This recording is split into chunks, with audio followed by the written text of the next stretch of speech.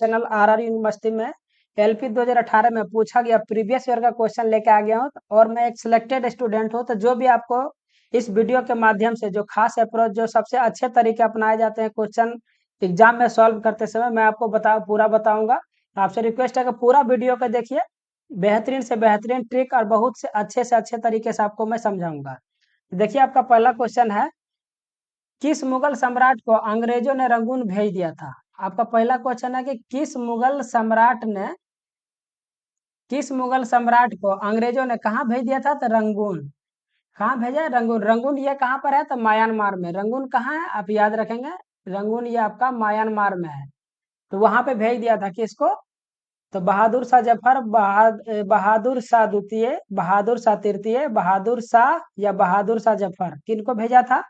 आप याद रखेंगे, ये बहुत फेमस क्वेश्चन है। इसका जो राइट आंसर हो जाएगा Bahadur Shah Zafar. Option number first जो आपका वो राइट आंसर हो जाएगा। बहादुर शाह जफर को कहाँ भेज दिया था? रंगून।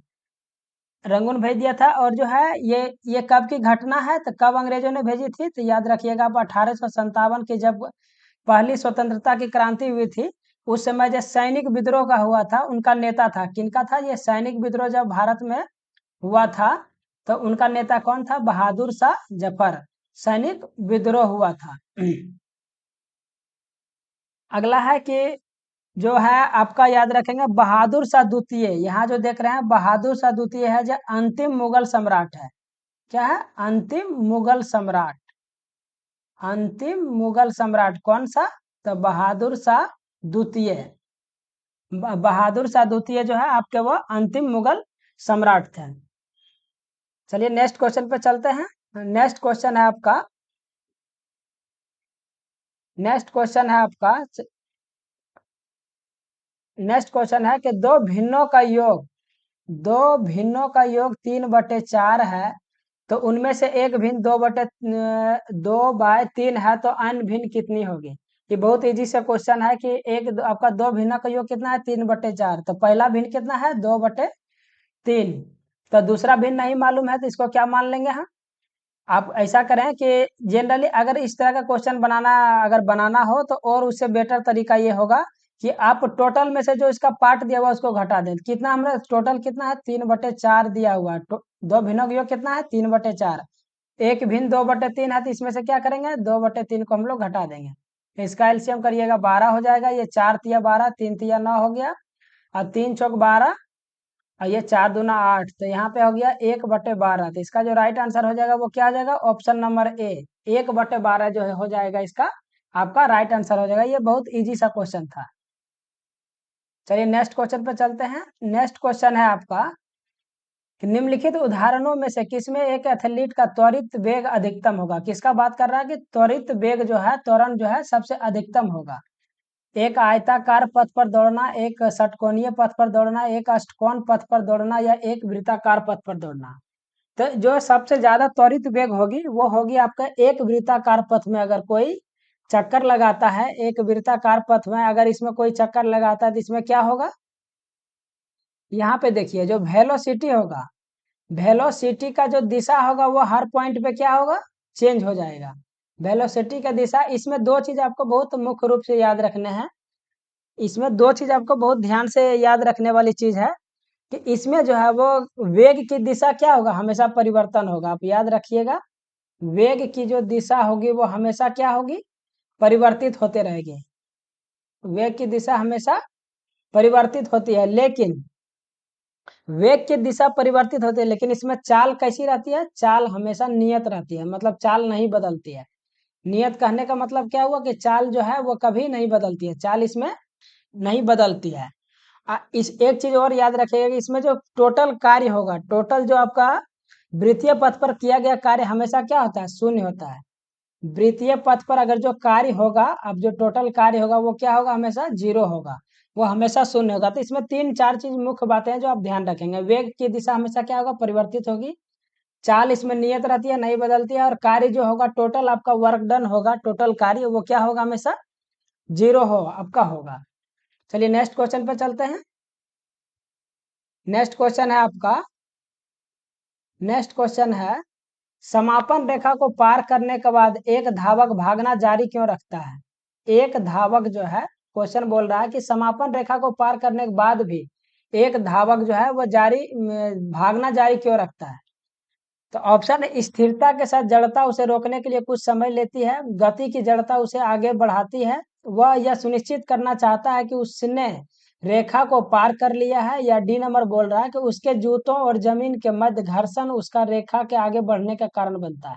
तो देखिए, सबसे पहले कोई ये धावक यहाँ से दौड़ना शुरू किया, मान लीजिए ये इसका फाइनल लाइन है, तो यहाँ से दौड़ते दौड़ते इस पॉइंट तक आएगा, लेकिन क्या यहीं पर रुक जाएगा? नहीं, ये आगे यहाँ तक बढ़ते चला जाएगा जब तक उसका क्या हो जाएगा, वेग जीरो नहीं हो जाता। जब तक उसका वेग जीरो नहीं हो जाएगा तब तक वो क्या होगा, गति में होगा। जैसे अगर आप देखे होंगे कि अगर कोई बस है, बस में क्या होता है कि बस आगे की ओर जा रही है, आगे यहाँ पे जा रही है, तो कोई पर्सन अगर चलती बस में उतरता है, तो क्या होता है कि कुछ दूर तक आप क्या होता है, बस के दिशा में ही चलते हैं। क्यों? क्योंकि यहाँ पे एक क्या आपके साथ लगा हुआ है, जड़त, विश्राम जड़त्व लगा हुआ है। क्या लगा हुआ है? विश्राम जड़त्व, जिसके कारण क्या करता है, आपको गति का जो जड़त होता है वही आपको क्या करता है, वो गति के अपने अपने साथ, वो अपने गति के साथ ही आगे बढ़ा लेता है।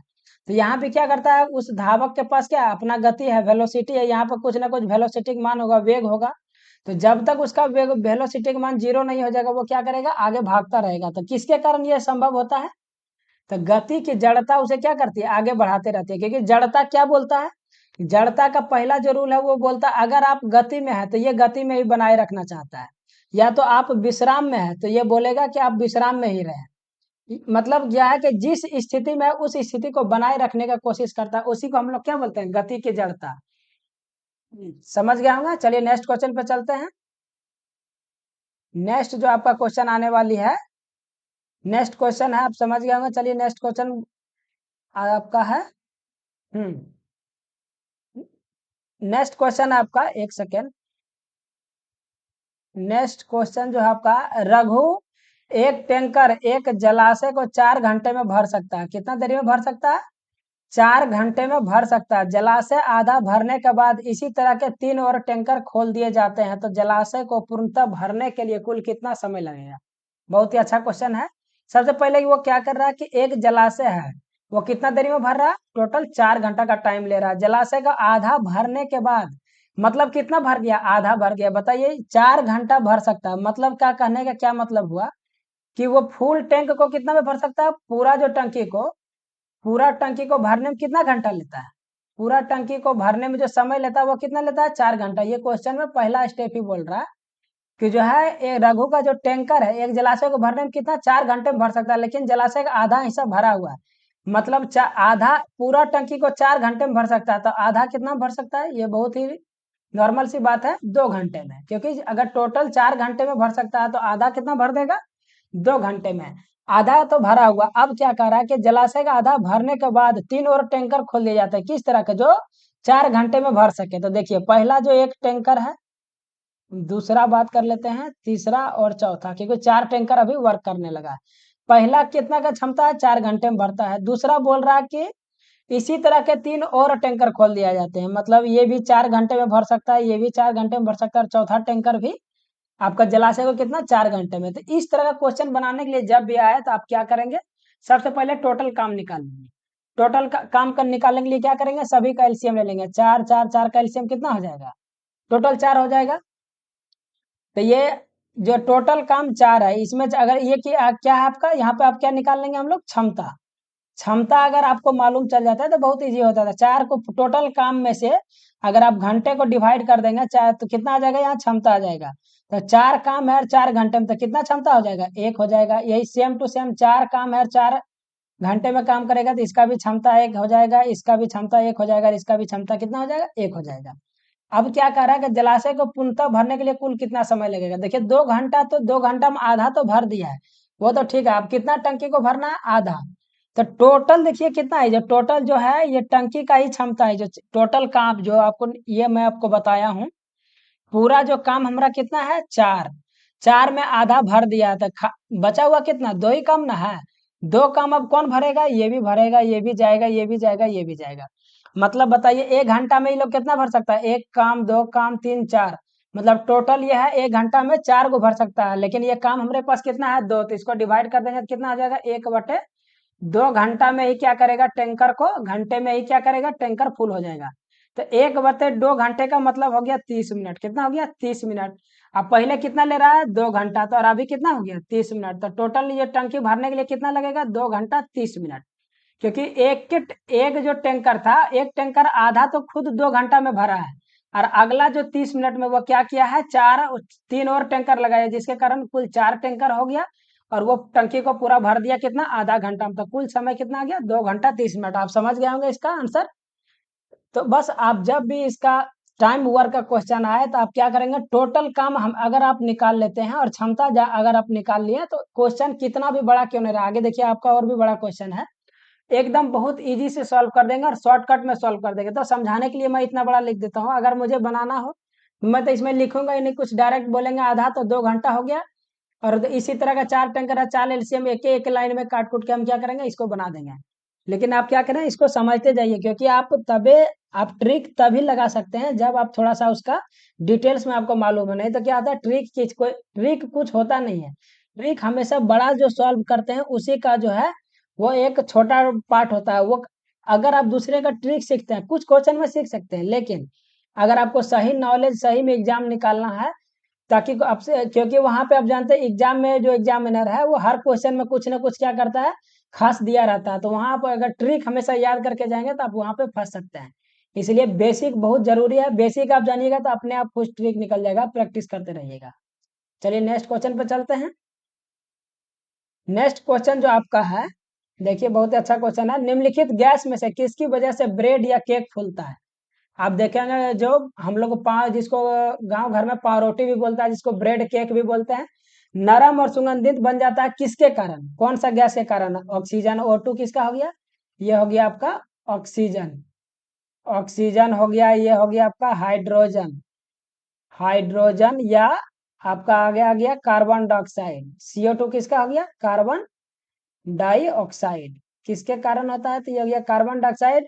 और CO मतलब क्या हो गया, CO मतलब हो गया कार्बन मोनोऑक्साइड। कार्बन मोनोऑक्साइड, ये आपका 4 ऑप्शन दिया हुआ है।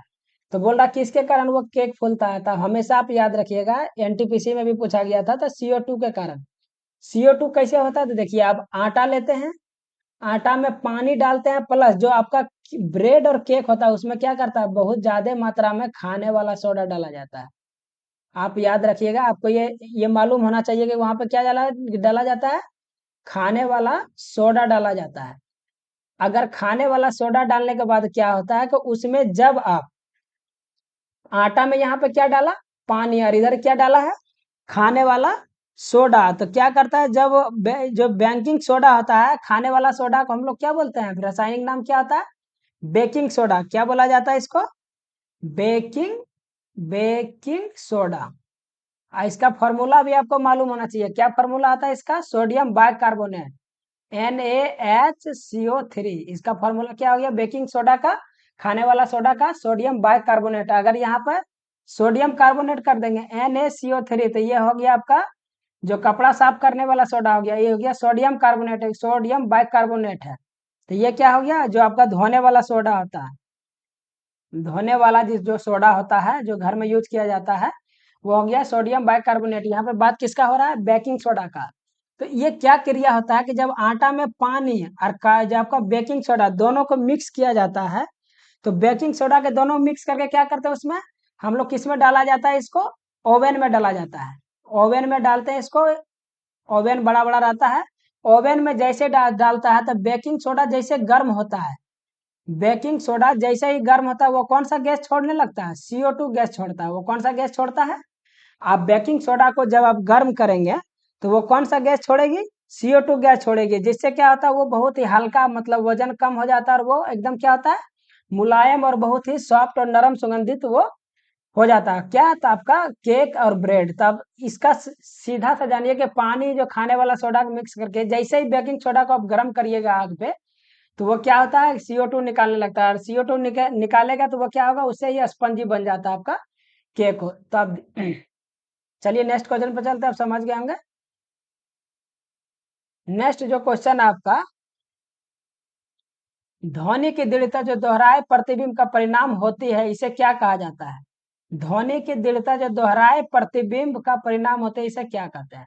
दोहराना का मतलब क्या होता है कि ध्वनि गया फिर रिटर्न आया, फिर गया रिटर्न आया, उसी को तो दोहराना बोलते हैं। दोहराए प्रतिबिंब को क्या कहते हैं? विरलीकरण, प्रतिध्वनि, गूंज या प्रतिबिंब। तो इसका जो राइट आंसर हो जाएगा उसको प्रतिध्वनि बोलते हैं। एक बार किसी चीज को आपने बोला फिर से रिटर्न आया तो उसी को क्या दोहराना, प्रतिबिंब को ही क्या कहते हैं? प्रतिध्वनि। और प्रतिध्वनि में एक चीज और होता है कि आप जहां से आप बोल रहे हैं, मतलब आप हम यहाँ से बोल रहे हैं, तो अगर मान लीजिए यहाँ पे एक पहाड़ बना हुआ है, तो ई मतलब क्या हो गया? ये हो गया आपका श्रोता, जिसको बोलते हैं हम लोग श्रोता है, ये मतलब सुनने वाला हो गया, और यहाँ से रिटर्न करने वाला हो गया। इस दोनों के बीच जो दूरी होगा कितना होगा? तबे आप कब प्रतिध्वनि सुन सकते हैं? जब वो दोनों के बीच कितना मीटर का दूरी हो? 17 मीटर का। ये बहुत बार पूछा गया है, आप ध्यान रखिएगा। 17 मीटर की दूरी होगा तभी आप क्या सुन सकते हैं? प्रतिध्वनि। तभी आप सुन सकते हैं आप प्रतिध्वनि। कितना मीटर का दूरी? तो 17 मीटर का ध्वनि होने चाहिए। ध्वनि भी कितना तरह का होता है, अब ये भी देख लीजिए, दो चार पॉइंट इसमें भी जरूर ध्यान रखना चाहिए आपको, बहुत बार बार पूछा जाता है। जो मनुष्य द्वारा जो सुने जाने वाला ध्वनि होता है उसको बोलते हैं हम लोग श्रव्य ध्वनि। उसको कौन सा बोलता है? श्रव्य ध्वनि। इसका जो कहा कितना से कितना हर्ट्ज होता है, ये चीज आपको याद रखना चाहिए। 20 हर्ट्ज से लेके 20 किलो हर्ट्ज तक। 20 हर्ट्ज से लेके कितना? 20 किलो हर्ट्ज जो होता है वो श्रव्य ध्वनि होता है। श्रव्य ध्वनि का मतलब जो मनुष्य, जो हम लोग सुन सकते हैं। दूसरा क्या आता है? अश्रव्य ध्वनि। दूसरा इसमें क्या आता है? अश्रव्य ध्वनि। ये कितना होता है? तो जो आपका 20 हर्ट्ज से कम होता है। 20 हर्ट्ज से क्या होगा? कम होगा, लेस होगा। कितना से? 20 हर्ट्ज से अगर कम होगा तो ये क्या हो गया? श्रव्य ध्वनि। एक होता है प्राश्रव्य ध्वनि, एक क्या होता है? प्राश्रव्य ध्वनि। ये कितना होता है? तो 20 किलो हर्ट्ज से जो ज्यादा होता है, 20 kg हर्ट्ज, मतलब 20 किलो हर्ट्ज से जो अधिक ध्वनि होगा, से क्या हो जाएगा? जो अधिक होगा उसको क्या बोलेंगे हम लोग? तो प्राश्रव्य तरंग है। श्रव्य होता है, श्रव्य मतलब क्या होता है? जो सुन सकते हैं। 20 हर्ट्ज से 20 हर्ट्ज अश्रव्य ध्वनि बोलते हैं जो 20 हर्ट्ज से भी क्या कम हो। प्राश्रव्य बोलेंगे जो बहुत ही ज्यादा हो, उसको क्या बोलते हैं? 20 किलो हर्ट्ज से वो क्या होगा? अधिक होगा। चलिए नेक्स्ट क्वेश्चन पे चलते हैं।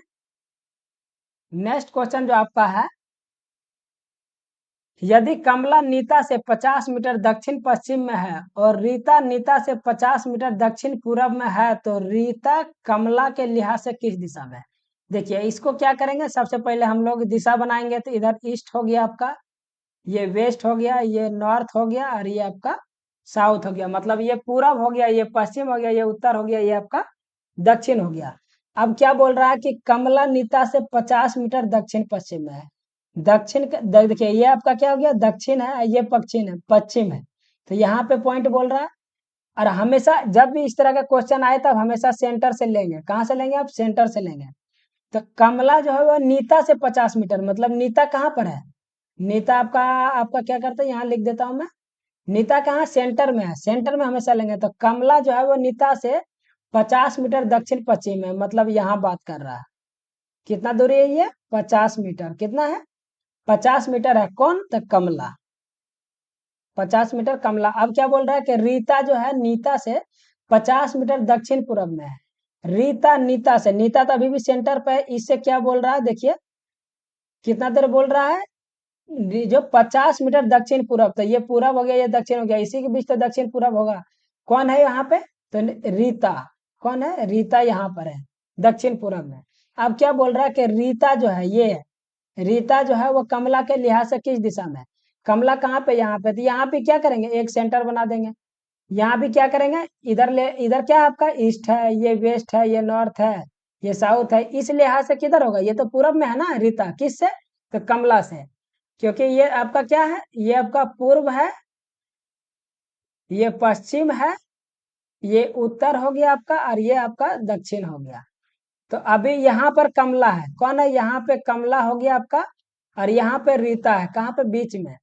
अगर यहाँ रीता रहेगा तो इसके इससे कौन दिशा में होगा? क्योंकि कोई भी आदमी से दिशा लेंगे तो वहीं पर सेंटर मान लेते उसी आदमी को, और वहीं से हम लोग फिर क्या करेंगे? ईस्ट वेस्ट नॉर्थ साउथ कर देंगे।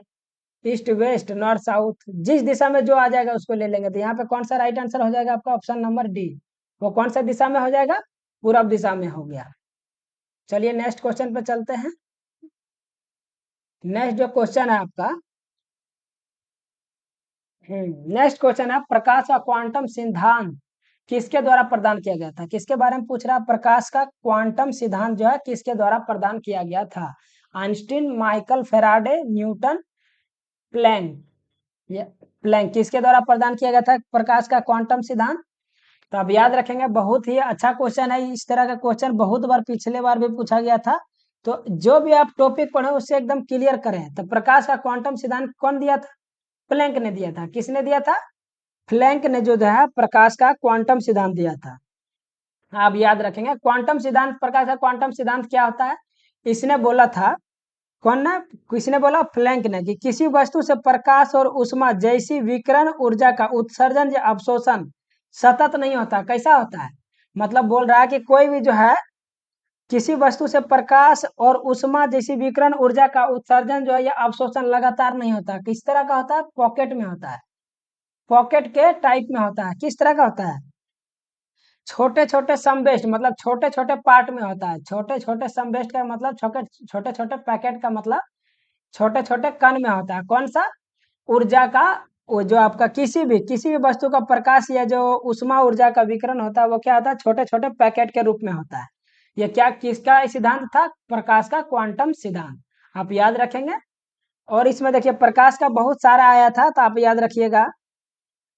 प्रकाश का कणिका सिद्धांत किसने दिया था? ये भी आपको याद पूछा जाएगा, आप याद रखिएगा। प्रकाश की कणिका सिद्धांत, कणिका सिद्धांत किसने दिया था? आप याद रखिएगा। न्यूटन ने दिया था। किसने दिया था प्रकाश का कणिका सिद्धांत? न्यूटन ने बताया था कि प्रकाश कैसा है? कण है, जिसको कणिका सिद्धांत बोला गया था। प्रकाश का तरंग सिद्धांत किसने दिया था? ये भी चीज याद रखनी की है। प्रकाश की तरंग सिद्धांत, कि प्रकाश एक तरंग है, ये सिद्धांत किसने दिया था? प्रकाश तरंग था हाइजेंस। किसने दिया था? हाइजेंस ने दिया था। किस? हाइजेंस। और प्रकाश, प्रकाश जो है, प्रकाश का विद्युत चुंबकीय सिद्धांत, प्रकाश का विद्युत चुंबकीय सिद्धांत, चुंबकीय सिद्धांत ये किसने दिया था? प्रकाश का विद्युत चुंबकीय सिद्धांत। ये भी आपको बहुत ही इंपॉर्टेंट चीज है, ये सब का आपको ध्यान रखना चाहिए। मैक्सवेल। किसने दिया था? मैक्सवेल ने दिया था। कौन सा? प्रकाश का विद्युत चुंबकीय सिद्धांत। तो पहला पॉइंट क्या था कि प्रकाश का क्वांटम सिद्धांत किसने दिया था? तब प्लैंक ने दिया था। प्रकाश का कणिका सिद्धांत किसने दिया? न्यूटन ने। प्रकाश का तरंग सिद्धांत दिया था आपका हाइजेंस ने। अब प्रकाश विद्युत चुंबकीय सिद्धांत किसने दिया था? तो मैक्सवेल ने। ये चीज आप जान गए ना, ये सब चीज जरूर ध्यान रखते रहिए पूरा अच्छे से। इस सब चीज को आप देखते जाइए तो आपको एग्जाम में बहुत ज्यादा बेनिफिट आपको मिलेंगे। नेक्स्ट क्वेश्चन है, बहुत इजी क्वेश्चन है, कि सबसे कठोर प्राकृतिक पदार्थ कौन सा है? ये तो बहुत इजी क्वेश्चन है, रिपीटेड क्वेश्चन है। लोहा, हीरा, तांबा, सीसा। तो सबसे कठोरतम पदार्थ क्या होगा? हीरा। लेकिन हीरा आप याद रखिएगा कौन सा पत्थर में पाया जाता है? तो किम्बरलाइट। ये सब चीज आपको ध्यान रखना है। ये तो क्योंकि ये तो सभी कोई क्वेश्चन मारेगा आपका। अगला जो याद रखना है कि बोलेगा किस पत्थर में पाया जाता है हीरा? तो किम्बरलाइट। किस में पाया जाता है? किम्बरलाइट। ये सब चीज क्वेश्चन यहाँ से उठाएगा और यहाँ से आपको फंसाने का कोशिश करेगा। और हीरा कैसा होता है? शुद्ध हीरा जो होता है पारदर्शक और रंगहीन होता है। कुछ हीरा क्या होता है, आप सुने होंगे, काला हीरा भी होता है। कैसा हीरा होता है? काला हीरा। काला हीरा को हम लोग क्या बोलते हैं?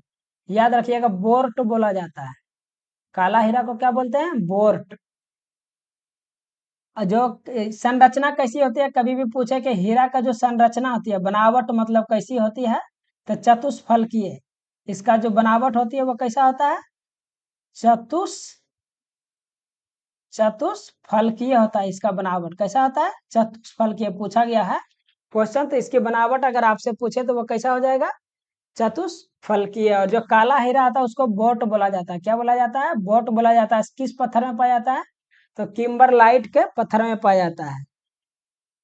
चलिए नेक्स्ट क्वेश्चन पे चलते हैं। इस तरह से क्वेश्चन को आप जब तोड़ तोड़ के अगर एक एक पार्ट याद रखेंगे तब एग्जाम में जाके आपको बहुत बेनिफिट मिलेगा। देखिए बहुत ही बेहतरीन क्वेश्चन आपके सामने है। देखिए मैं बोला हूं कि अगर टोटल वर्क आप जानिएगा तो बहुत इजी से निकालिएगा। देखिए इस क्वेश्चन को हम कितना एक लाइन में सॉल्व करेंगे। क्या बोल रहा है कि ए और बी कितना दिन में काम कर रहा है, 20 दिन में। बी और सी कितने दिन में कर रहा है, 30 दिन में। सी और ए कर रहा है 24 दिनों में काम समाप्त करते हैं। तो बी और सी प्रत्येक अलग अलग दिन, प्रत्येक क्या बोला, अलग अलग कितने दिनों में समाप्त करेगा। मतलब अब बी और सी का पूछ रहा है कि वो अलग अलग अगर काम करेगा तो वो कितना दिन में समाप्त करेगा। देखिए इसको कितना बड़ा क्वेश्चन है, बट इसको एक लाइन में कैसे सॉल्व करेंगे। क्या बोल रहा है, सबसे पहले ए बी का निकाल लेंगे। ए बी कितना दिन काम कर रहा है, 20 दिन काम कर रहा है। अगला आ गया आपका बी प्लस सी मिलकर कितना दिन काम कर रहा है, 30 दिन। अगला आपका है सी और ए, सी प्लस ए कितना दिन में काम कर रहा है, 24 दिन में। सबसे पहले हम क्या करेंगे, इसका एलसीएम निकालेंगे, मतलब टोटल काम निकालेंगे। यहाँ पे क्या निकालेंगे, टोटल जो आपका काम होगा उसको एलसीएम के द्वारा निकाल लेंगे। टोटल 20, 30 और 24 का एलसीएम करिएगा तो कितना हो जाएगा, 120 हो जाएगा। टोटल काम आ गया मेरा कितना, 120। तो 20 छक्का कितना हो ये क्या आप निकालेंगे हम लोग, क्षमता। क्या निकालेंगे, क्षमता। तो 20 छक्का 20 से ए बी का क्षमता कितना हो गया, 6, क्योंकि ये दोनों मिलकर कर रहा है तो दोनों का क्षमता आएगा ए बी का 6। 30 चौक 120, मतलब 20 सी का क्षमता कितना हो गया, 4। सी ए करेगा 24 पचे 120, तो सी ए और ए का क्षमता कितना आ जाएगा, 5। तो टोटल क्षमता कितना है, देखिए 6 4 10 और 5 15, टोटल क्षमता कितना आ गया। टोटल जो आपका टोटल क्षमता कितना आ गया आपका, टोटल जो क्षमता है वो कितना है, 15। लेकिन आप देखिए ए भी कितना है, 2 बार है, देख लीजिए आप। बी भी देखिए कितना बार है, 2 बार है। सी भी 2 बार है।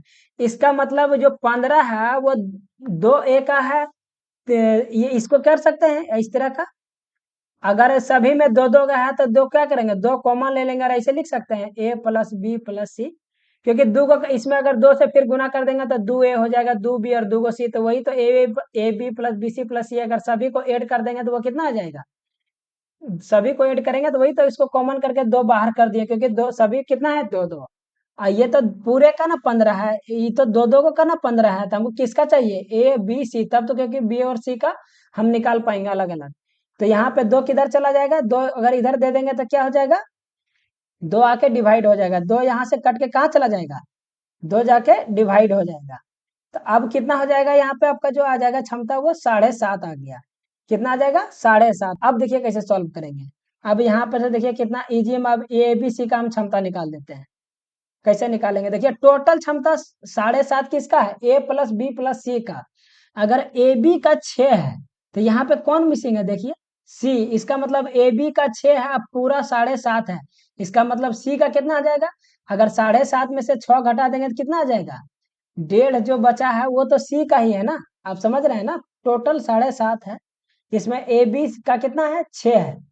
तो अर्थ की सी का ही छूट रहा है ना, तो इसका मतलब टोटल ए इसमें किसका है, ए बी सी का पूरे का 7.5, जिसमें ए बी 6 हो गया तो सी कितना हो गया, 1.5। उसी तरह निकालेंगे बी और सी का 4 है, बी सी 4 है, लेकिन यहाँ पे क्या मिसिंग है, ए। इसका मतलब है कि अगर 7.5 में से 4 को घटा देंगे तो जो 3.5 आएगा वो किसका आ जाएगा। आप समझ रहे हैं क्वेश्चन को, 3.5 किसका होगा, ए का होगा। तो आप ऐसे भी कर सकते हैं, 3.5 निकल गया और 1.5 भी निकल गया। 3.5 और 1.5 कितना हो गया आपका, 4 1 5 आ गया। तो जो शेष बच रहा है 2.5 वो किसका होगा, ऐसे भी आप निकाल सकते हैं, वो बी का होगा।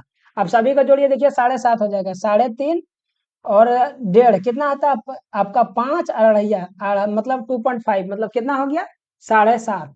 ऐसे भी निकाल सकते हैं। सी ए में देखिए कौन मिसिंग है आपका, बी। तो ये टोटल 5 है, देख लीजिए टोटल 5 है, और 7.5 में से 5 घटाइए कितना आ जाएगा, बी का आपका 2.5 आ जाएगा। बस हो गया, आपका आंसर आ गया। अब बी सी का अलग अलग कर रहा है ना, टोटल काम हम जान ही रहे हैं कितना है, 120। किसका पहले पूछ रहा है, आप देखिए इसमें सभी का निकाल सकते हैं, ए का भी निकाल सकते हैं, बी का भी निकाल सकते हैं, सी का भी। वो तो बी सी का ही पूछा था। हम क्या कर सकते हैं, एबीसी तीनों को निकाल सकते हैं। तो पहले इसी का निकाल लीजिए, 2.5 से क्या करेंगे, टोटल काम में जो क्षमता को डिवाइड कर दीजिएगा तो वो क्या निकल जाएगा, आपका दिन निकल जाएगा। तो कितना, 120 में से 2.5 को डिवाइड करिएगा तो यहाँ पे एक देखिए, एक जीरो काटेंगे तो क्या हो जाएगा, 10 ऊपर हो जाएगा। तो कितना हो जाएगा, यहाँ पे 5 पचे 25 और 5 दूनी 10, इसको काट दीजिएगा तो आपका आ जाएगा 24 × 5 = 120। तो 24 को 2 से गुना कर दीजिएगा तो कितना हो जाएगा 48 घंटा। 48 घंटा किसका काम निकल गया, बी का निकल गया। किसका निकल गया, बी का। उसी तरह देखिए आप, अगर एक हमको किसका और पूछ रहा है, सी का, तो उसी तरह यहाँ पे देख लीजिए 120 में से सी का कितना क्षमता है, देख लीजिए 1.5। वो एक, अगर इसी तरह इसको भी काट देंगे, यहाँ पे क्या हो जाएगा, थोड़ा सा ऊपर में थोड़ा मिटा देता हूँ ताकि आपको क्या होगा यहाँ पे समझाने में थोड़ा इजी होगा।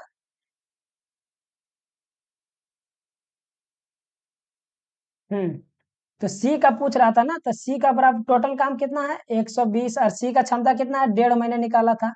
इसको पॉइंट से यहाँ 10 करिएगा, आप काट दीजिए। इसको ऐसे भी काट सकते हैं, 15×6 = 90, 15×7 = 120, सॉरी 15×8 = 120। 10 को 8 से गुना करिएगा तो 10×8 कितना आ जाएगा 80। तो सी का मान कितना आ गया 80, बी का मान कितना आ गया 48 घंटा, सी का मान। तो ऑप्शन नंबर क्या हो जाएगा, पहला। देखिए कितना इजी से हम सॉल्व किए। तो इसी तरह आपको ये मैंने आपको इतना समझाने के किया, नहीं तो मैं तो एक लाइन में इसको काट दूंगा। अगर आप इस तरह से प्रैक्टिस करेंगे क्वेश्चन को, 10-20 क्वेश्चन अगर इसी तरह से आप लगातार बनाएंगे, तो आपको भी समझ में आ जाएगा कि ये किस तरह से ये काम कर रहा है। तो पहला ऑप्शन क्या हो जाएगा आपका, करेक्ट हो जाएगा।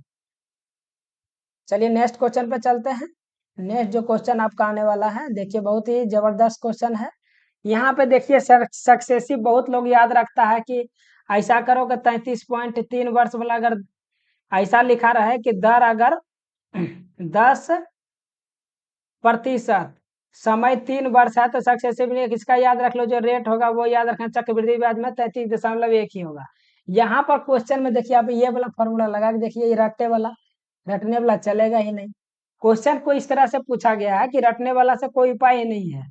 आपका एसएससी सीजीएल लेवल का क्वेश्चन आप क्या पूछ रहा है, रेलवे में आपका पूछ रहा है, तो इस हिसाब से आपको चलने वाला, रटने से चलने वाला आपका नहीं है। तो यहाँ पे देखिए इसको हम कैसे सॉल्व करेंगे। इसको जो सॉल्व करने का तरीका है मैं आपको बहुत ही बेहतरीन बताऊंगा इसमें। तो देखिए इसको सॉल्व कैसे करेंगे।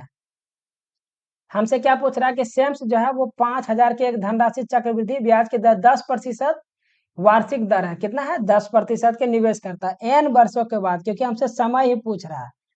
n वर्षों के बाद सेम्स को कितना प्राप्त हुआ, 1655 रुपया क्या प्राप्त हुआ, SI।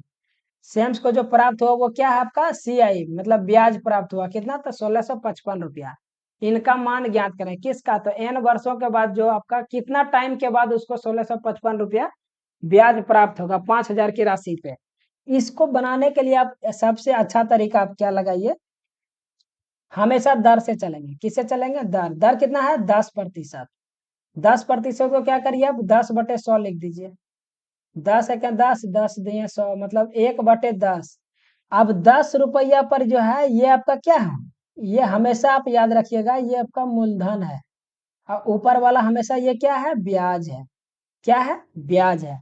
बस एक चीज रखिएगा, इस पर आपका क्वेश्चन बन जाएगा। तो मूलधन मेरा कितना है, मूलधन, और ये आपका हो गया ब्याज।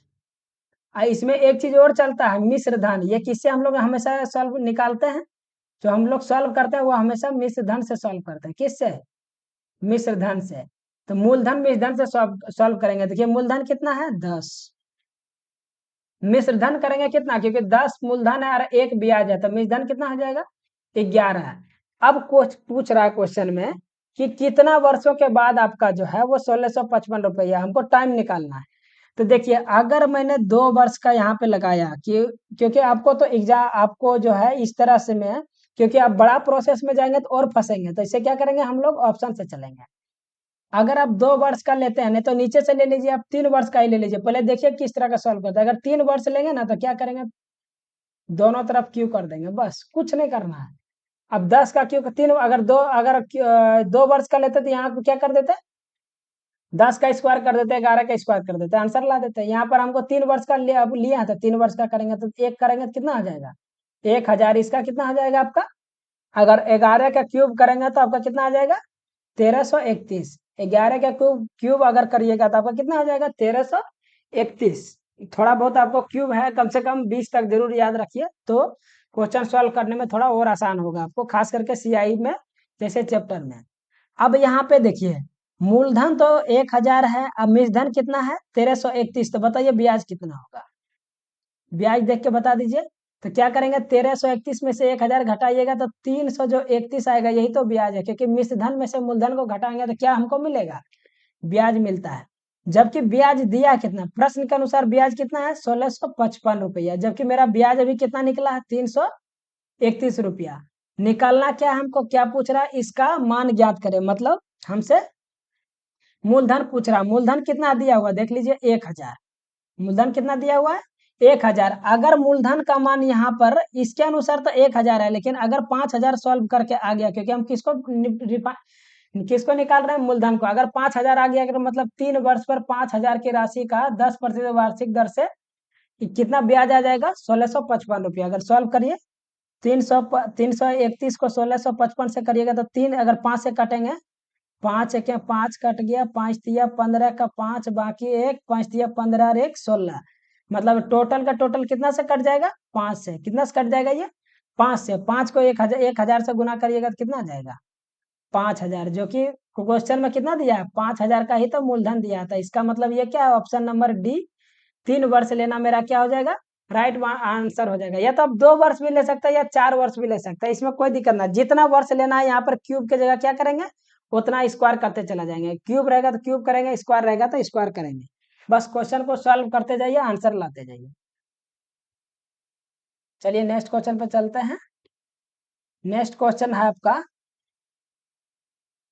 दिए गए विकल्पों में अनुपस्थित शब्द का चयन करें। किसका चयन करें, अनुपस्थित शब्द का चयन करें। क्या दिया हुआ, आई के बाद I10 है, L13 है, O16 है, उसके बाद 2 गो क्या करा है, खाली स्थान हुआ, आपको क्वेश्चन मार्क लगा दिया, फिर X25 है। इसको कैसे सॉल्व करेंगे, तो देखिए कैसे सॉल्व करेंगे। I कितना होता है, 9, L कितना होता है, 12, O कितना होता है, 15, और आपका देखिए यहाँ पे 9 3 12 3 15, 15 के 3 के बाद क्या हो जाएगा, 18, 18 में क्या होता है, R होता है। फिर क्वेश्चन मार्क है, 18 के बाद क्या था, 18 3 21, 21 और 3 कितना आता है, 24, जो कि यहाँ पर दिया हुआ है। X में 1 के बराबर कितना आता है, 24, 23, मतलब क्या है, 3 3 बढ़ाते हुए है। अब नंबर में देख लेते हैं, 10 3 13, 13 3 16, 16 3 कितना हो जाएगा, 19, मतलब R के बाद क्या होगा, 19, 19 के बाद क्या होना चाहिए, 21, मतलब क्या होना चाहिए, 21। तो 21 जो है वो कितना, U यहाँ पे लिख लीजिए, और नंबर में कितना आएगा, 21 आएगा। कितना आ जाएगा, 1 सेकेंड देख लेते हैं। हाँ, 10 3 13, 13 3 16, 16 में से 3 करिएगा तो 19, 19 में से 3 करिएगा तो कितना हो जाएगा, 22 होगा। कितना होगा, 22 है। 22 में से 3 फिर करेंगे तो कितना हो जाएगा, 25। इसका मतलब क्या है कि नंबर में भी नंबर में भी 3 का इंक्रीमेंट है, नंबर में भी कितना बढ़ा रहा है, 3 का। और आपका जो संख्या में है, सॉरी ये जो आपका ये ILOPQ ये सब जो लिखा हुआ है, इसमें भी कितना का कर रहा है, 3 का कर रहा है। मतलब दोनों में 3 3 का बढ़ोतरी कर रहा है। तो इसका जो राइट आंसर आ जाएगा वो क्या आ जाएगा, R19, और U कितना हो जाएगा, 22 हो जाएगा। दोनों आपको ध्यान रखना है। इस तरह का क्वेश्चन आप ऐसे इजी से सॉल्व करें। अगर इसको हार्ड में सॉल्व करने की कोशिश करेंगे तो आपको ज्यादा परेशानी हो सकता है। चलिए नेक्स्ट क्वेश्चन पे चलते हैं। नेक्स्ट क्वेश्चन जो आपका आने वाला है देख लीजिए। हाँ, बहुत अच्छा क्वेश्चन है। एक 10 भुज में विकर्णों की संख्या कितनी होगी। तो विकर्णों की संख्या अगर निकालना हो जब भी हमको, तो उसको क्या, उसका लिए फॉर्मूला क्या होता है, n × n-3। अब कभी भी अगर विकर्णों के बारे में आपसे पूछे तो आप क्या करेंगे, n × n-3 लगा देंगे। क्या लगाएंगे, n × n-3/2। और n आपका क्या हो जाएगा, विकर्णों की यह हो जाएगी आपका भुजा की संख्या। n क्या है, जो भुजा की संख्या होगी वही तो आपकी n है। तो एक 10 भुज पूछ रहा है, क्या बोल रहा है, एक 10 भुज। तो n का मान यहाँ पर कितना हो गया, 11, क्योंकि एक 10 भुज है। दोनों को सेम साथ में करिए, एक 10 भुज। तो यहाँ पे क्या लगा देंगे, 11 × 11-3/2 लगा देंगे। अब इसको सॉल्व करिए, 11 11 में से 3 गया तो आपका कितना आ गया, 8 3 11, 8 यहाँ पे आ गया 2, तो 2 चौक 8, 11 चौक कितना आ जाएगा, 44। इसका जो राइट आंसर क्या हो जाएगा, आपका 44 जो है। विकर्णों की संख्या कितना होगा, 44। कभी भी आप कितनों दिए भुजा दिया रहे, एन आपका क्या होगा, भुजा का संख्या हो जाएगा, भुजा का संख्या हो जाएगा, आपका वही फॉर्मूला लगा एन इंटू एन माइनस 3/2। बस ये आपको फॉर्मूला है, याद है तो आप बहुत आराम से इन आंसर ला सकते हैं। चलिए नेक्स्ट क्वेश्चन की बात करते हैं। अणु का गठन करने वाले परमाणु की संख्या को क्या कहते हैं? अणु का गठन करने वाले होता है जो परमाणु संख्या को, परमाणुओं की संख्या को क्या कहते हैं? आइसोटॉप, परमाणविक, परमाणविकता, परमाणविक द्रव्यमान। बहुत ही शानदार क्वेश्चन है। इसको क्या बोला जाता है? इसको जो आप बोलेंगे वो हमेशा क्या बोलते हैं? परमाणविकता। क्या बोलते हैं? अणु का जो गठन करने वाले परमाणु संख्या को क्या बोलते हैं? परमाणविकता। ऑप्शन नंबर जो सी है परमाणविकता। अब इसमें जो इंपॉर्टेंट है वो आइसोटॉप है। आइसोटॉप, इसको इंग्लिश में बोला जाता है आइसोटॉप। हिंदी में क्या बोलते हैं? समस्थानिक। ये आपके लिए बहुत इंपॉर्टेंट है, समस्थानिक। इसको क्या बोलते हैं? समस्थानिक। इसका मतलब क्या है कि आइसोटॉप उसको बोलते हैं, समस्थानिक उसको बोलते हैं जिस परमाणु का, जिसमें जो है वो क्या होता है? आइसोटॉप उसको बोलेंगे जिसमें परमाणु संख्या क्या होगा? जिसमें परमाणु जो संख्या होगा, जिस तत्व का परमाणु संख्या क्या होगा? यहाँ पे समान होगा। क्या होगा? परमाणु संख्या समान होगा, लेकिन परमाणु द्रव्यमान, परमाणु द्रव्यमान, द्रव्यमान क्या होगा? भिन्न होगा, मतलब अलग अलग होगा। तो उसको क्या बोलेंगे? समस्थानिक। उसको क्या बोलते हैं हम लोग? समस्थानिक। जैसे एग्जांपल के लिए आप जानते हैं कि हाइड्रोजन के कितने समस्थानिक हैं? टोटल कितने हैं? 3 समस्थानिक। कौन कौन सा है? तो हाइड्रोजन का जो है आपका, पहला है आपका प्रोटियम। प्रोटियम पहला समस्थानिक क्या है? प्रोटियम। फिर है ड्यूटेरियम, फिर आपका क्या है? ड्यूटेरियम, और लास्ट आपका है ट्राइटियम। ट्राइटियम। ये टोटल कितने समस्थानिक है? 3 समस्थानिक है। लेकिन जो हाइड्रोजन का यहाँ पे परमाणु संख्या सब, प्रोटियम का भी एक ही होता है, ड्यूटेरियम का भी एक होता है, ट्राइटियम का भी क्या होता है? एक होता है, लेकिन द्रव्यमान संख्या बदल जाता है। इसका एक होता है द्रव्यमान संख्या, लेकिन ड्यूटेरियम का कितना आता है? 2 द्रव्यमान संख्या आता है। ट्राइटियम का कितना द्रव्यमान संख्या आता है? 3 होता है। कितना हो जाता है? 3। लेकिन यहाँ पे परमाणु संख्या जो वो है वो अभी भी क्या है? एक है, लेकिन परमाणु द्रव्यमान क्या हो गया? चेंज हो गया। उसको क्या बोलते हैं हम लोग? आइसोटॉप। एक होता है आपका आइसोबार, ये भी आपको बहुत बार पूछा गया। आइसोबार को बोलते हैं समभारिक। क्या बोला जाता है इसको? समभारिक। समभारिक उसमें बोलेंगे जिसमें क्या आता है? परमाणु संख्या जो होगा, परमाणु संख्या भिन्न होगा। कैसा होगा? भिन्न। लेकिन परमाणु द्रव्यमान वो क्या हो जाएगा? आप याद रखिए, परमाणु का जो द्रव्यमान होगा वो क्या होगा? समान होगा। परमाणु द्रव्यमान क्या हो जाएगा? समान होगा। एग्जाम्पल के लिए आप देखिए, आपको मैं एग्जाम्पल बताता हूँ। आर्गन और आपका, आर्गन और एक हो गया आपका कैल्शियम। आर्गन और क्या हो जाएगा आपका? कैल्शियम। आर्गन का परमाणु संख्या कितना होता है? 18। कैल्शियम का 20 होता है, लेकिन परमाणु द्रव्यमान दोनों का कितना होता है? 40 होता है। तो यहाँ पे आप क्या देख रहे हैं कि परमाणु संख्या अलग अलग हो गया, लेकिन इसका परमाणु द्रव्यमान वो क्या हो गया? समान हो गया, जिसको हम लोग आइसोबार बोलते हैं, और हिंदी में समभारिक। समस्थानिक को क्या बोलते हैं? आइसोटॉप। जो उसमें क्या होता है कि परमाणु संख्या समान होगा, परमाणु द्रव्यमान आपका क्या होगा? अलग होगा। समझ गए होंगे। चलिए नेक्स्ट क्वेश्चन पे चलते हैं। नेक्स्ट जो आपका क्वेश्चन है बहुत ही अच्छा क्वेश्चन है कि 256 के कितने गुणनखंड पूर्ण वर्ग होगा? गुणनखंड तो होगा, लेकिन वही गुणनखंड लेंगे जो क्या है? एक पूर्ण वर्ग है। कैसा है?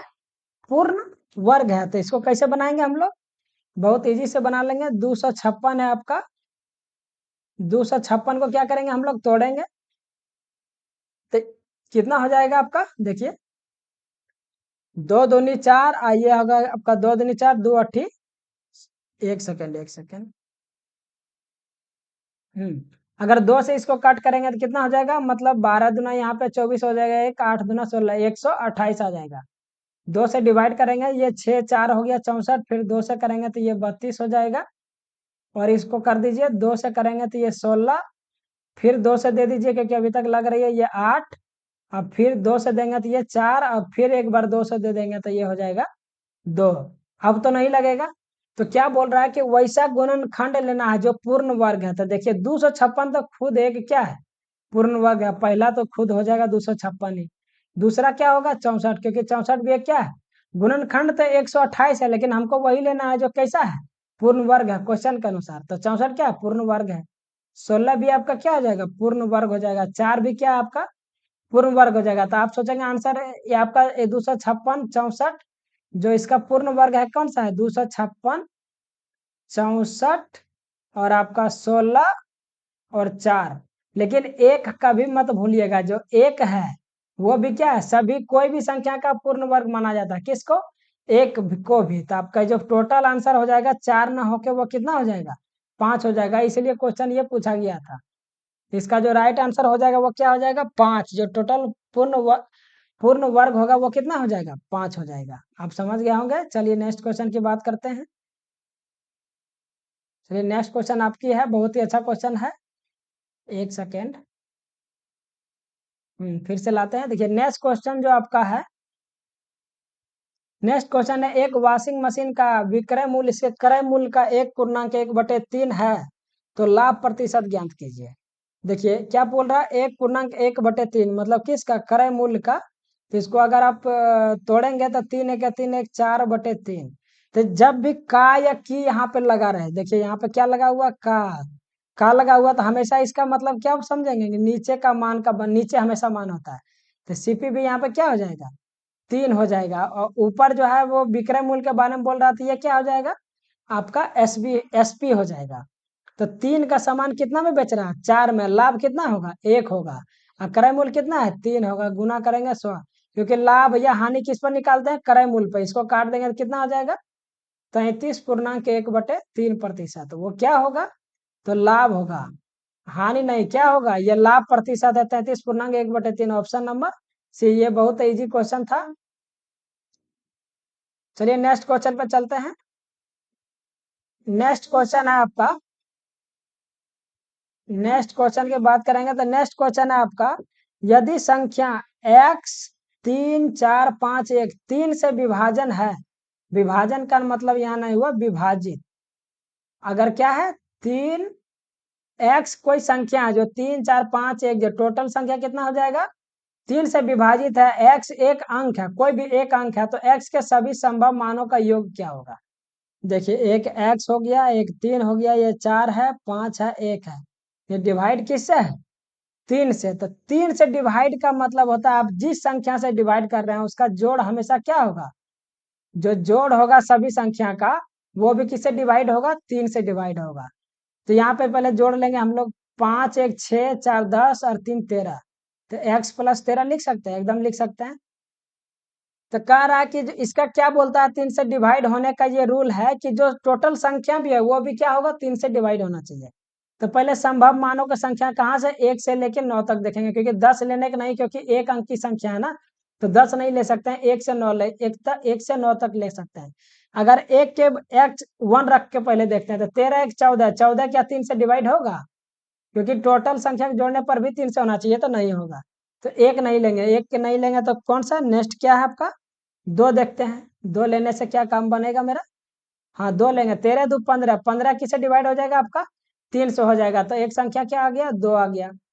3 लेंगे तो 13 3 16, 3 से डिवाइड होगा नहीं। इसी तरह आपको 9 तक देखना पड़ेगा। 4 लेंगे तो 13 4 17, 3 से डिवाइड नहीं होगा। 5 लेंगे तो 13 5 18, 18 किससे डिवाइड हो जाएगा। अगर 5 आप लेते हैं तो 18 किससे डिवाइड हो जाएगा, तो एक 5 संख्या भी होगा 3 से। 6 लेंगे, 13 6 19 होगा, 3 से डिवाइड नहीं। 7 लेंगे, 13 7 20, क्या 3 से होगा, नहीं। 7 8 लेंगे, क्या लेंगे, 8 भी लेंगे। तो क्या ये डिवाइड होगा, फिर हम चेक कर लेंगे कि ये डिवाइड होगा या नहीं होगा। तो यहाँ पे 8 ले लेते हैं, कितना ले लेते हैं, 8। तो 13 और 8, 13 7 20 1 21, मतलब जो 21 भी है वो भी किससे डिवाइड हो जाएगा, 3 से। तो इसका मतलब क्या है कि 3 को संख्या होगा, 2 5 और 1 8, यही तीनों संख्या होगा जो, और इसी का मानों का योग पूछ रहा था, यही जो संभव मान करता था। 8 8 5 13 और 2 कितना होता है, 15 आएगा, जो कि आपके ऑप्शन नंबर ए में था। देखिए क्वेश्चन कितना इजी था, लेकिन कितना घुमा के पूछा गया था। तो इस तरह का क्वेश्चन आपको जरूर प्रैक्टिस करिए, तब आंसर आपका क्या होगा, एग्जाम में आप अच्छे से नंबर, अच्छा खासा नंबर ला पाएंगे। चलिए नेक्स्ट क्वेश्चन की बात करते हैं। नेक्स्ट क्वेश्चन है आपका, कुछ आंकड़ों के 15 प्रेक्षणों का योग 434 + x है। यदि आंकड़ों का माध्य x है तो x का मान क्या होगा? पहले तो ये जानेंगे कि माध्य बराबर क्या होता है। माध्य बराबर होता है जो टोटल पूरे को जोड़ते हैं, पूरे का जोड़ कितना है? 434 प्लस x। अब मतलब आंकड़ों का तो कितना मान दिया है? 15 परीक्षणों का, 15 का। अब माध्य बराबर भी तो दिया हुआ, कितना मानने के लिए बोल दिया? x। तो इसका मतलब हम लोग सॉल्व कर देंगे, 434 प्लस x बटे 15। 15 को इधर ले जाएंगे तो कितना हो जाएगा? 15x। ये 434 प्लस x हो जाएगा, इधर x को इधर ले आइए तो ये 14x बराबर कितना हो जाएगा? 434। x बराबर क्या हो जाएगा? 434 बटे 14। अब क्या करेंगे? डिवाइड कर देंगे। क्या करेंगे? 434 को हम लोग 14 से डिवाइड कर देते हैं। 434 है, 14 तो या 42, 3 बार में लग जाएगा 42, एक और ये 4, तो एक बार में और लगा देंगे तो 14 का 14 क्या आ जाएगा? कट जाएगा। तो इसका आंसर कितना आ गया? 31। इसका जो आंसर आ जाएगा वो कितना आ जाएगा? 31 आ जाएगा। चलिए नेक्स्ट क्वेश्चन की बात करते हैं। नेक्स्ट क्वेश्चन जो आपका है, और ये लास्ट क्वेश्चन होगा आज का। 20 क्वेश्चन ही था इसमें, लेकिन बहुत अच्छा अच्छा क्वेश्चन था। और ज्यादा क्वेश्चन लाने का हम कोशिश करेंगे। अगर आप लोग कमेंट करके बोलेंगे कि नहीं और भी ज्यादा क्वेश्चन बढ़ाइए तो हम जरूर बढ़ाएंगे। यदि द्विघात समीकरण के दो मूल x बराबर 2/3, x बराबर -1/2 के रूप में दिए गए हैं तो समीकरण क्या होगा? कौन सा समीकरण लिखना है? द्विघात समीकरण लिखना है। हमको दो मूल दिया है। अगर द्विघात समीकरण लिखना है तो इसके लिए जानते हैं फॉर्मूला एक होता है, लेकिन उसको मत याद रखिए। एक छोटा चीज याद रखिए कि x माइनस पहला मूल क्या होगा? जो पहला मूल है वो होगा, और दूसरा नंबर हो जाएगा x माइनस दूसरा मूल। अब बस इतना याद रखिए, हमेशा समीकरण लिखा जाएगा, उससे कोई दिक्कत नहीं। तो क्या हो जाएगा? x माइनस पहला मूल कितना है? 2/3 है। इसको कवर कर लेते हैं। इनटू x माइनस, अब माइनस देखिए यहाँ भी माइनस लगल है, यहाँ पर भी माइनस है, तो क्या हो जाएगा? प्लस हो जाएगा। इसमें क्या आ जाएगा? 1/2 हो जाएगा। अब दोनों का क्या करेंगे? कैलकुलेशन कर देंगे। 3x को करेंगे तो यहाँ 3x माइनस 2 हो जाएगा बटे 3। इंटू में क्या हो जाएगा? यहाँ पे 2x प्लस 1/2। और टोटल बराबर हमेशा याद रखिएगा, टोटल बराबर क्या होता है? 0। इसके बराबर भी 0 होगा, ये भी बराबर 0 होगा। तो यहाँ पे ये दोनों क्या हो जाएगा? 3 दूना 6 गुना हो जाएगा, लेकिन किससे मल्टीप्लाई हो जाएगा? जाके 0 से हो जाएगा। तो पहला मान मेरा क्या आ जाएगा? 3x, 3x minus 2। दूसरा आ जाएगा 2x प्लस 1। तो 3x माइनस 2 किधर है? देख लीजिए, 3x माइनस 2, 2x प्लस 1। कौन सा ऑप्शन आ जाएगा? पहला नंबर। अगर आप इक्वेशन भी बनाना चाहेंगे तो इससे भी गुना कर सकते हैं। फिर 3 दूना 6x स्क्वायर हो जाएगा, फिर 3x हो जाएगा। तो क्या करेंगे आप? इससे इक्वेशन भी ला सकते हैं। इससे एक चीज क्या बच जाइएगा, आपको हमेशा इक्वेशन नहीं याद करना पड़ जाएगा कि एक्स स्क्वायर माइनस मूलों का योग प्लस माइनस ये मूलों का गुणनफल, ये याद करने से बच जाएंगे अगर आप, क्योंकि ये तो नॉर्मल चीज है कि दोनों माइनस कर देंगे, पहला दोनों का गुना कर देंगे, आंसर आपका आ जाएगा। ये आपका लास्ट क्वेश्चन था। आपको क्वेश्चन कैसा लगा जरूर बताइएगा। अगर आपको अगर अच्छा लगा तो कमेंट करके हमको जरूर बताइए कि और को अच्छा अच्छा क्वेश्चन, और जितने भी प्रीवियस ईयर के बहुत बेहतरीन क्वेश्चन है उसको लाएंगे और भी डिटेल से बात करेंगे। आप कमेंट करके बताइए आपको अच्छा लगा तो वीडियो शेयर भी कीजिए। Thank you very much.